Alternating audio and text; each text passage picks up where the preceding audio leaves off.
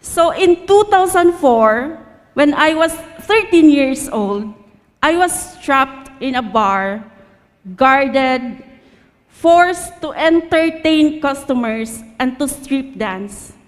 NBI rescued me.